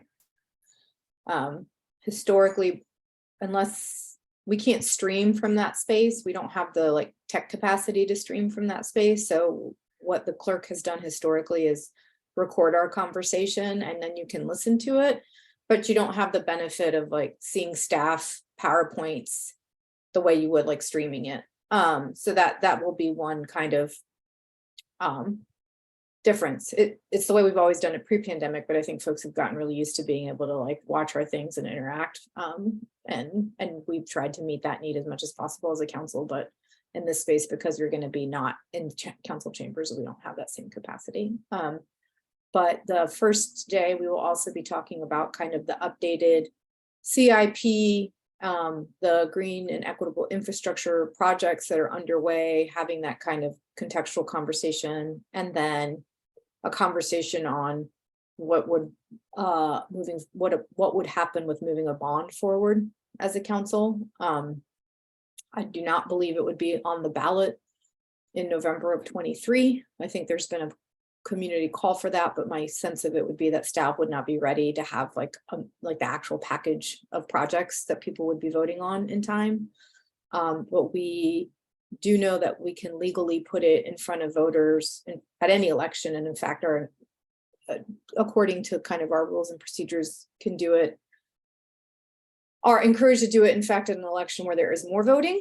Like you want it to happen in an election where there's the most kind of turnout, and that is not municipal elections.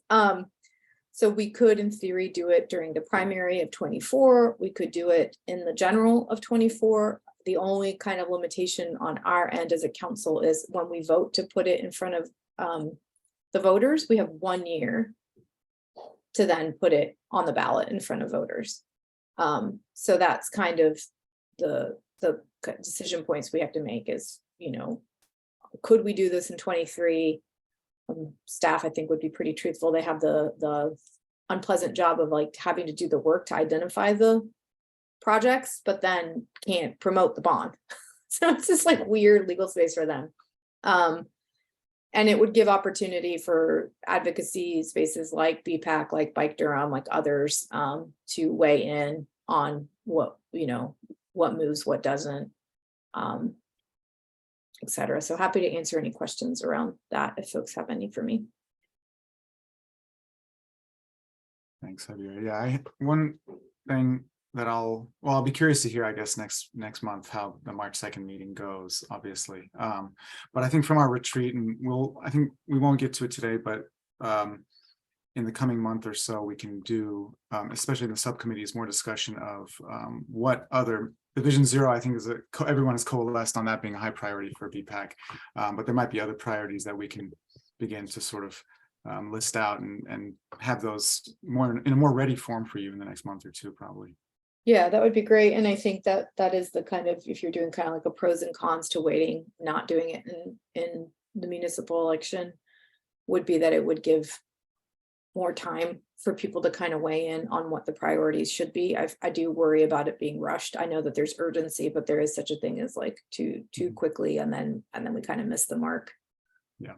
And just full disclosure on my end, I don't foresee this being the kind of one and done. I think we're going to have to do a series of infrastructure bonds based on kind of where we are on our deficit around road maintenance and sidewalk, which you all heard about, that sidewalk gap that's like not even in a place, right? So I don't see us being, those issues are too big to solve through your kind of typical CIP process. So that just updates, but yeah, I fingers crossed. I think there's good kind of consensus on council. It's just gonna kind of be in the details. And I look forward to like talking with y'all and having folks like BPAC and others, and being, you know, at one point it may be that you all decide that there's a person from BPAC who sits on the kind of resident group that is shopping the bonds to voters, which is how we did the affordable housing bond. And it was somebody who would be part of a bigger group that was doing engagement, and what ended up being on the housing bond changed because there was feedback from community saying, hey, no, we want this or we want that. And so things changed along the way. So that by the time it did show up kind of as its final thing, its final iteration, there had been a lot of community input. Obviously, every process can be improved, but that's how that was handled. It's good to know.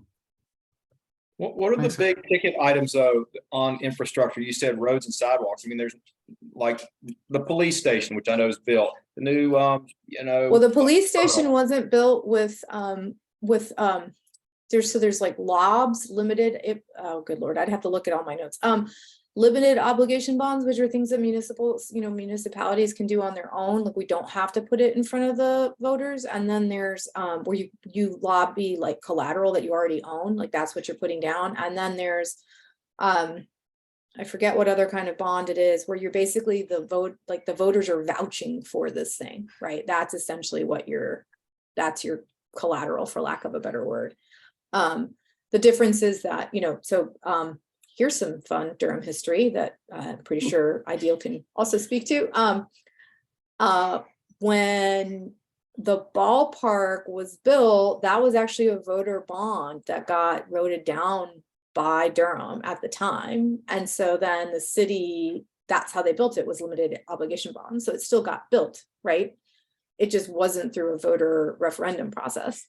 And I think there's been a little bit of a shift within city staff around bonds. Like I would say that previous administrators were not big fans of them. I'm not really sure why, but they weren't. And that has kind of shifted a little bit. I think that if you look at Charlotte, Cary, Raleigh, Greensboro, a lot of the infrastructure stuff that they've done, especially around their parks and trails, has been through bonds put in front of the voters. And if you look at Charlotte's model in particular, they do it every 2 years. I found out that they think they do this every even election, and they have for 50 years, if I'm not mistaken. So that's that's kind of the space that I have a lot of curiosities around, because I think we have such a deficit with infrastructure. So infrastructure to me is pretty big, right? I would say that transit connectivity, right? So sidewalks to transit is a big one. Yes, roadway improvements, but roadway being, how do we build in good solid bike infrastructure when we're thinking about the road improvements? Obviously sidewalks is huge. We all can name all the places we want sidewalks. I would say that folks would also identify trails and parks as being amenities that we could really improve upon. So I think that there's a lot there, which is why I think, in my mind at least, and I'm one vote, November 2023 seems awfully close. Thank you. I'll mention Landon, who I think maybe just got kicked off the panelists for some reason. I asked also, do we have any insight? I think kind of similar, but do we have any insight into what the focus on these infrastructure bonds would be? I remember a presentation to this board where the lion's share of transportation funding was directed toward improving bus service and not on other mobility options. I realize we're way out on this, but any insight would be great. I think you spoke to a little bit, but just, yeah. Yeah, so I think because so much of like improving bus routes and, some of that is in the county transit plan. And they have really done a lot of, I forget what the percentages are, but if you look at the old transit plan to the new one, right? Like what went to the light rail to versus buses versus what's going to commuter rail or whatever that bucket's going to be, right? To bus service, it's a very different equation. So I feel like there's been a tremendous amount of work. So now it's like, well, what do we need to do? To your point about mobility options, what do we need to do to get those folks to the bus, right? Like, okay, what our bus service is improved. We want more rapid, 15-minute service, 10-minute service. Go Triangle is doing a lot of bus stop improvement, right? But that just stops there. What are we doing to get folks to the bus stop? Do they have a sidewalk? Do they have a way to bike? Do they have a way to walk safely? And the county, through the county transit plan, isn't going to sit there. It's not their job necessarily. Like, they can do it in very contained areas, but they're not going to build linear feet of sidewalk to connect folks. To the point of the resident earlier tonight, there's this one gap that's keeping folks from using not a car to get to all these amenities. And that's one example of, I don't even want to know how many in Durham. So I think that in my mind, that's the need that is really identified in the, you know, kind of the sidewalk. I forgot what it was called, but it was the one we had in the fall. It was assessment at Public the Works, I think. yeah, it was our, yeah, the sidewalk assessment that we had at a work session. Which to me, if anyone really wants to go see the deficit we're operating under, that's the best. That and the street maintenance one that we had the same day, right? If you go and you see the, you know, the meeting and look at the presentations there, that's your case for having infrastructure bonds right there, just for those two items. And then I can list and name so many of the other things. So great, we have an open space implementer who's identifying places that we could have open space kind of more in the urban core, not so far flung where folks need to get a car or drive a car to get to them. And we put $100,000 in last year's budget, or maybe it was two budgets, to kind of have seed money to buy land that we identify. But $100,000 isn't going to go very far. So do we need to put more? Maybe, right? Probably. That's another need I can name off the top of my head. So I think that there's a lot there. And I'm one council member, and there's lots of residents, and BPAC is one space that is championing a lot of this. So I really want us to get this right, because I think it's not going to be the first one. I think we're going to have to do another one. And if we don't, then my concern is that we're going to lose the faith of voters and residents. Yeah, thanks, Javier. That makes sense. Any other questions about that? Okay, yeah, keep moving here with more updates. I didn't receive anything from Heidi, Hannah, or anyone else. Did we receive any updates from Heidi from county commissioners?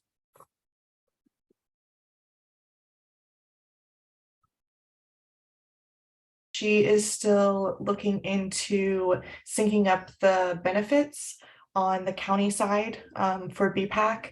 And she has a meeting with the city clerk's office to discuss this more.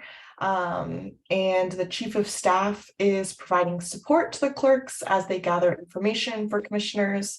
And she just said that she's going to make sure that it stays on their radar and raise this up as funding issues during the budget work sessions. All right, thank you. Tyler, any updates from Duke? Yeah, I do have a brief update. So it's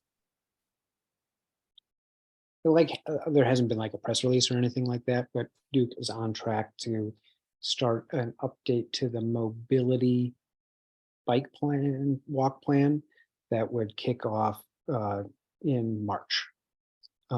So I think we'll start off with a small meeting with the consultant and some Duke folks and plan out how we're going to go next. But that is certainly going to be the one of the big projects for spring and summer, is sort of providing an update on how we can better incorporate particularly biking, but like how do we incorporate biking into the pedestrian environment? How do we incorporate micromobility into the pedestrian environment to minimize conflicts, but allow other modes, good ways to get across campus as well. So that's going to be an exciting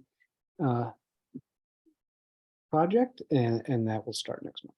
And that is the one update I have. Great. Thank you, Tyler. No liaison from NC Central yet, but any updates on that, Hannah, in that position?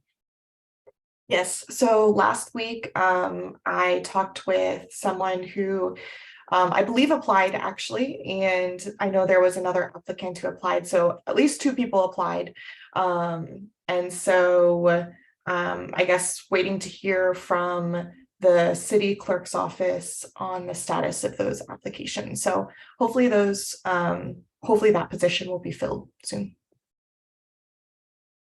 Thank you. And then for the comprehensive plan, Ideal and Ed, anything that we should know about there?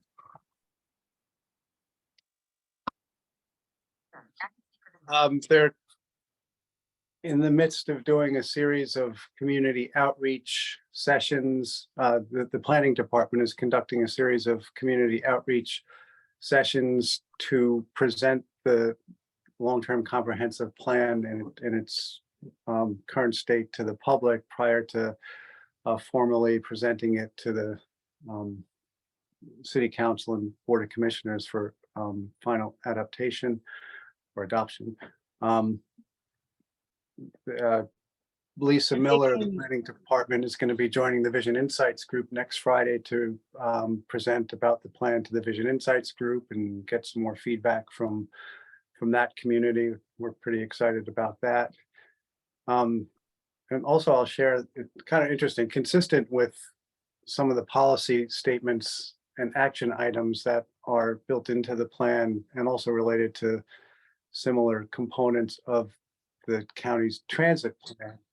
There's a task force emerging to work specifically on the expansion and enhancement of paratransit, which is pretty exciting. Brian Fahey of the Transportation Department is leading that effort in conjunction with some of the folks from Vision Insights and other members of the Transportation Department and Go Durham. So that's pretty exciting. We're looking at moving that forward because it's really an important thing to get paratransit up to a point where it's actually providing the service to the people who rely on it. So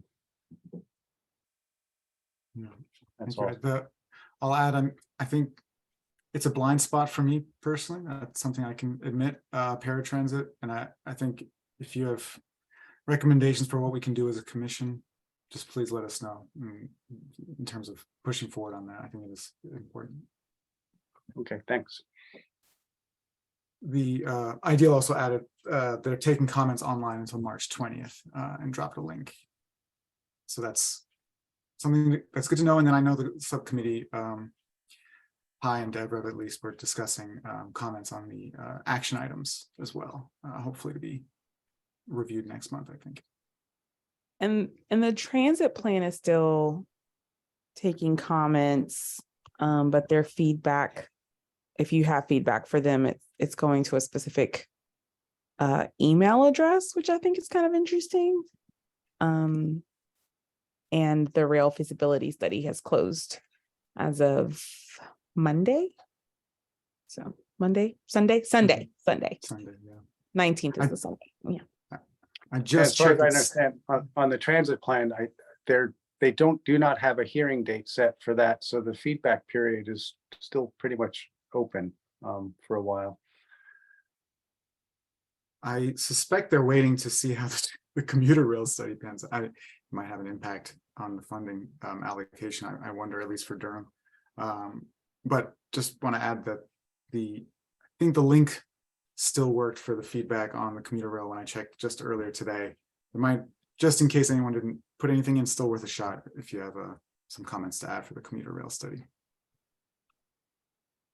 Yeah, I mean, I went to, in terms of the commuter rail, I did go to the meeting at the library, and a big sort of takeaway that I kind of understood is that there's 3 sort of distinct portions: East, Central, West, and West being, us. We're the most expensive portion just because of the brouhaha from a infrastructure standpoint.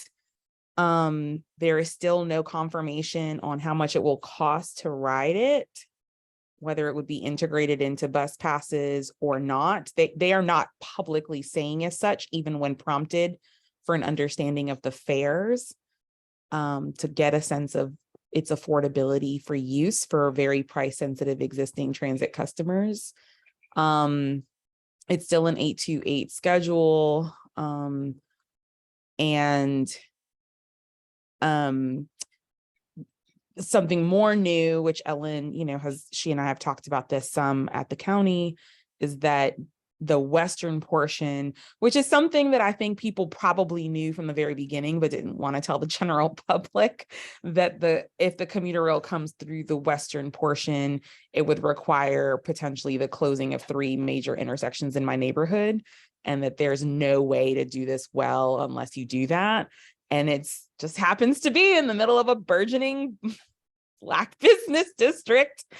Does it sound like we're repeating history? And so it was a bit troublesome to realize that this late in the game after this much investment, because these are things that probably people suspected are part of the bargain of this amenity.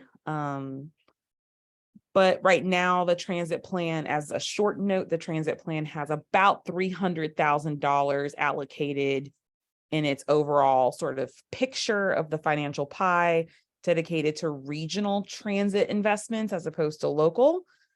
I will go ahead and give credit where credit is due in terms of what this plan looks like. The majority of people who replied to the various phases of engagement highly emphasized that rail was not a top priority if it meant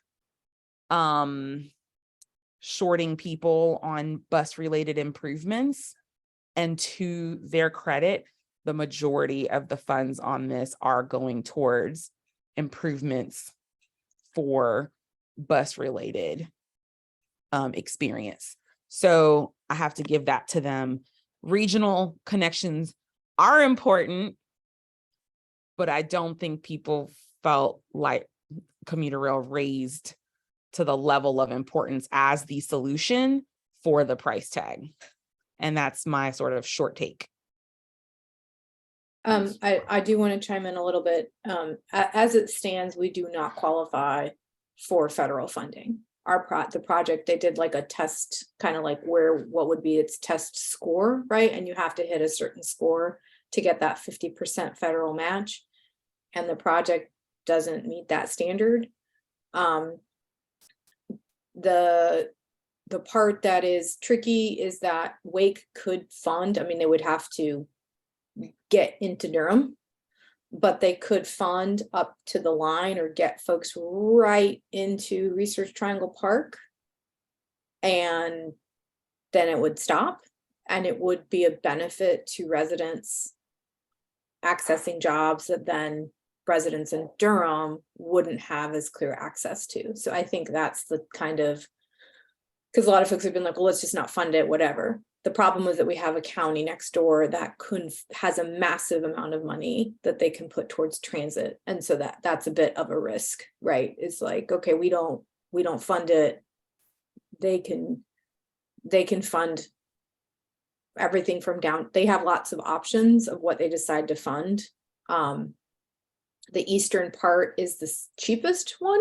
So from Raleigh to basically the Johnston County line, Johnston County has no interest, but they could get it right to the line and build a station. And then folks from Johnston County can park and ride into downtown Raleigh. And that is kind of like the easiest, no rail crossings, because there's some tricky stuff in Cary as well, not just Durham, that makes it the central piece expensive.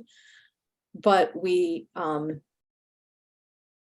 it is it's regional, and so that's the tricky part, is what happens if, and again, this is way down the road and I don't even know if it's going to happen, but those are just the honest conversations we're having is, okay, let's say they build it, they get it to a certain point, then those are Wake County residents who have access to higher paying jobs that we have now kind of cut Durham residents off from accessing. So that's the harder piece. The other thing is maybe nothing goes, right?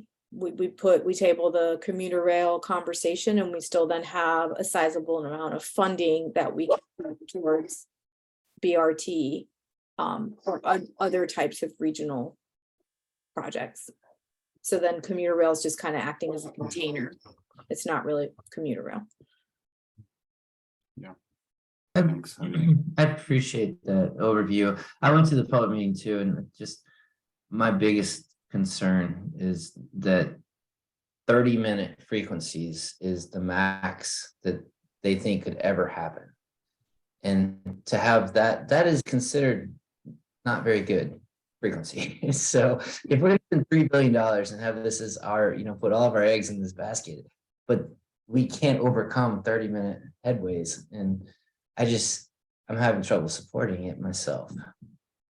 Yeah, and the other piece to that, and there's been conversation is, do we work with Amtrak and start getting more frequency? So there's been some conversation of like an interim, right? We run the trains between Raleigh and Durham more frequently. It's not super fast, but because congestion on 40 is getting worse and worse, maybe it's not that bad and you're not dealing with the stress of being in a car. So there's lots of things on the table. I'm also the MPO, one of the two. Leonardo Williams and I sit on the MPO, so Metropolitan Planning Organization. We are in the transit conversation, very much in the weeds. And these are all kind of, open questions that we're all struggling with. Is there opportunity to work with the railroad to increase frequency? Is there opportunity to improve the tracks with the railroad? And not do commuter rail, right? Like the passenger rail is what we just put more effort into. There's lots of options. When we start getting to working with the railroad, then it brings in the state and funding from the state in a way that we wouldn't have access to otherwise. I think part of the challenge with the commuter rail or anything like that is that, the light rail in Charlotte was built because it had federal, state, and not insignificant state dollars and local dollars. So that's the third piece of the stool that we're just really missing right now. Mm-hmm. And it's because of the partners or lack thereof that we have in the General Assembly. So I think that's the other thing that local folks really need to understand about our funding mechanism is that we are pushing this cost of something very, very expensive onto residents in a way that it's not really designed, right? Like the state needs to carry the burden of this as well. And that's not the reality we're in. No, it's not. Definitely not. Yeah, thank you all. And for the sake of time, I'll jump forward just so we can see if we can knock out the last couple things here. But commuter rail is very important. I know we'll discuss it further at the subcommittees as well. Any other community updates? Okay, I'll move to old business. I think the one thing that don't want to defer for the next push off is this bylaws. I know that we sent them out for the January meeting. I didn't get a chance to send them out before this meeting. I'm sorry about that, but you should have had them for a month now. I did send them out again at the beginning of this meeting, but I think if you've had a chance to, hopefully you've had a chance to review them and look through. If so, I think today we can, unless someone has any concerns about it, I'd like to put it to a vote today.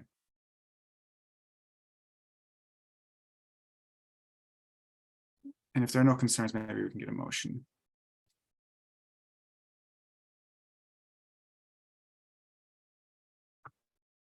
Move to approve the new bylaws. Thanks, Brian.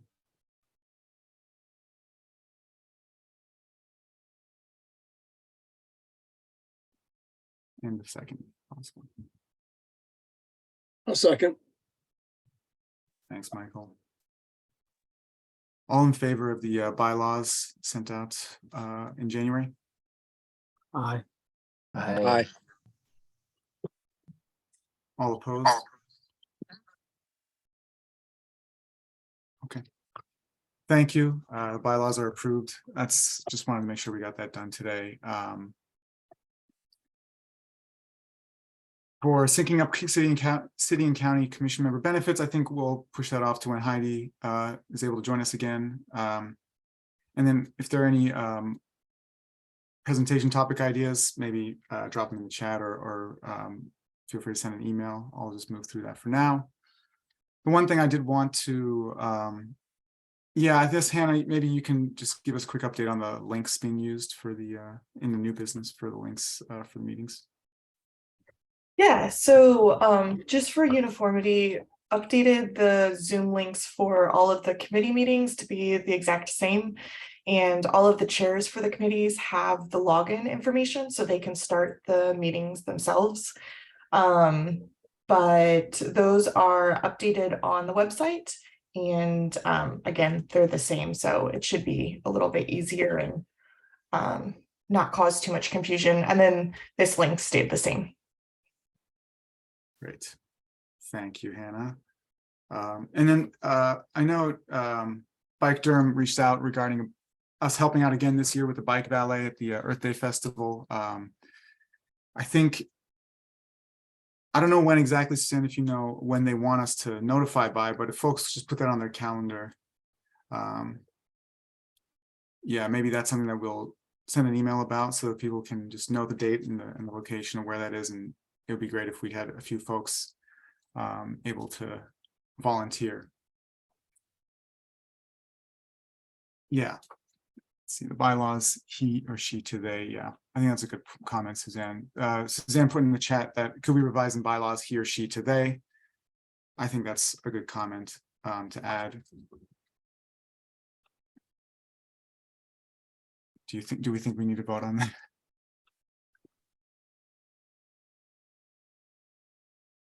I think it's technical. I don't think it's. Yeah, don't vote on that. Just Please. draft it. You're good.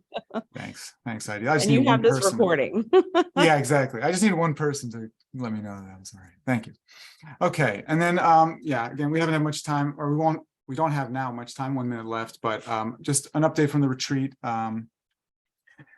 First of all, thank you to everybody who made it. I think the conversation was great in that first half, and then the walk audit was really interesting. And what we're in the process of doing right now is we'll be scanning those documents. Hannah took those. We'll be scanning them and get all the materials compiled. And I think at the subcommittees, I'd like to just sort of let everyone take a look at them and think about what we can do in terms of action items, and maybe bring something to next month's BPAC meeting in terms of at least getting the ball rolling for some action items for the walk from the walk audit. Yeah, I think that'll be something we can discuss at the subcommittees, but currently just compiling the information. And I have some more materials from the retreat that I'll be sharing also at our next meeting. Any questions or suggestions there? Yeah. I did want to bring up, so since the walk audit, we actually had a few people write in emails to the transportation department about a section on North Roxborough, Lavender Avenue, about safety concerns. And so I wanted to have it where we brought this up at either the next month or the one after that meeting with NCDOT to talk about the safety on that roadway. And so I think having some type of report or something like that from the walk audit from you all would be really helpful to be able to bring to that meeting. I'll suggest that we bring it up at the subcommittee meetings this month and probably push till April for a final report, is my guess. But that's great to hear. Thank you. Any other announcements or updates? Just to move through these. And then the communication priorities I have are to follow up with Connor, who gave a public comment today. Hannah will be doing that. Following up with Brittany as well, whose emails I've also saved here. And then we'll follow up with you, Javiera, for the Vision Zero, sort of giving our support for the Vision Zero coordinator position, and we'll just look forward to an email. Sure, y'all could send it to city council only. I don't know if do y'all have that email? Do you want me to put it in the chat, and it will hit all 7 inboxes at once? If you could put it in, that'd be great. Just Yeah, I'll put it in the chat. Sure. All right. And did I miss any communication priorities? Hey, Susan. You didn't miss any, but for part of additional announcements, just wanted to make sure folks remember we have that funding opportunity to attend a PD workshop of some sort, to make sure 1 or 2 of us take advantage of that if you haven't thought about something you want to attend. There's one in March. Yeah. A great point. We have, so the budget is, there's about $865 remaining. And the city council actually wants to make sure that we do spend the money, because if we don't, then it's basically use it or lose it. And if the commissions don't use it, then it's probably going to be revoked in the future, potentially. But they said very much try to use it. Yeah. maybe we can send a follow-up email just to reaffirm, put that in people's inboxes again. Thanks for mentioning that, Suzanne. All right, any final thoughts or comments from folks? Thank you all. A lot of comments, great public comments today, and hopefully we'll keep having that. All right, 3 minutes past. Have a great night, everyone. Have a great week. Thanks. Dennis. Thank you, Dennis. Thank you, Michael.